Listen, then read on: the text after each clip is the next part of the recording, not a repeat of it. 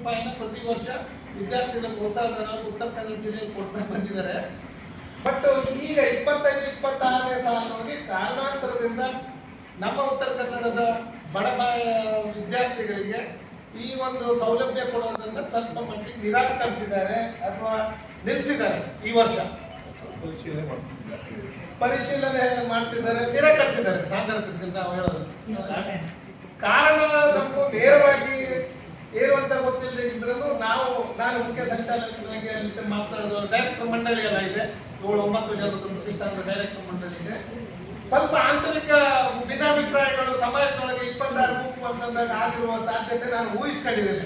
ಬಹುಶಃ ಎಲ್ಲೋ ಈಡಿಗರು ಬೇರೆ, ಕುಮಾರ ಪಂಥರು ಬೇರೆ, ನಾಮದಾರಿಗಳು ಬೇರೆ, ನಮ್ಮೊಳಗೆ ಆಂತರಿಕ ಇದು ಬರ್ತಾವಲ್ಲ.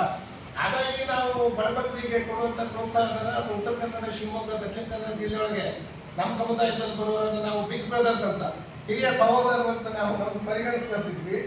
ಆದರೆ ಎಲ್ಲೋ ಒಂದು ಕಡೆ ಈಡಿಗರ ಬಗ್ಗೆ ಅಸಮಾಧಾನ ಆಗಿರ್ಬೋದು ಅಂತ ನನ್ನ ಒಂದು ಊಹೆ, ಅವರ ಒಂದು ಪ್ರತಿಸ್ಪಂದನೆ ನೋಡಿದಾಗ. ಸೊ ಕಾರಣ ಏನಿರ್ಬೋದು, ಕಾರಣಾಂತರದಿಂದ ನಿಲ್ಲಿಸಿದ್ದಾರೆ.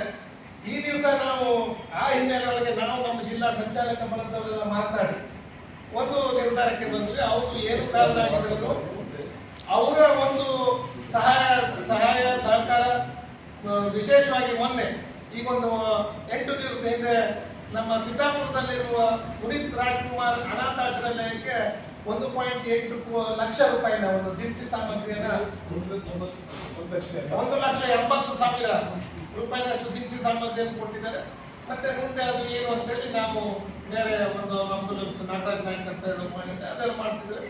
ಸೊ ಈ ರೀತಿಯಾಗಿ ಅವರಿಂದ ಸಿಗ್ಬೋದಾದಂಥ ಸೌಲಭ್ಯ, ನಮ್ಮಲ್ಲಿ ಆಗಿರುವಂಥ ಸಮಾಜಮುಖಿ ಸೌಲಭ್ಯಗಳು ನಮ್ಮಲ್ಲಿನ ಅದು ಯಾರ ತಪ್ಪು ನಮ್ಗೆ ಗೊತ್ತಾಗ್ತಾ ಇಲ್ಲ. ಆಂತರಿಕವಾಗಿ ನಮ್ಮದು ತಿಳಿದೇನ ಆಗಿರುವಂಥ ತಪ್ಪಿನ ಪರಿಣಾಮ ಸಾಮಾನ್ಯ ಬಡಬಗ್ಗ ವಿದ್ಯಾರ್ಥಿಗಳು, ಬಡವರು, ಸಂಕಷ್ಟಕ್ಕೆ ಸಿಲುಕಿದಂಥ ಇವರು ಪ್ರಾಕೃತಿಕ ಸಂಕಷ್ಟಕ್ಕೆ ಸಿಲುಕಿದಂಥವರಿಗೆ ಈ ಒಂದು ವಂಚನೆ ಆಗುವ ಸಾಧ್ಯತೆ ಇದೆ.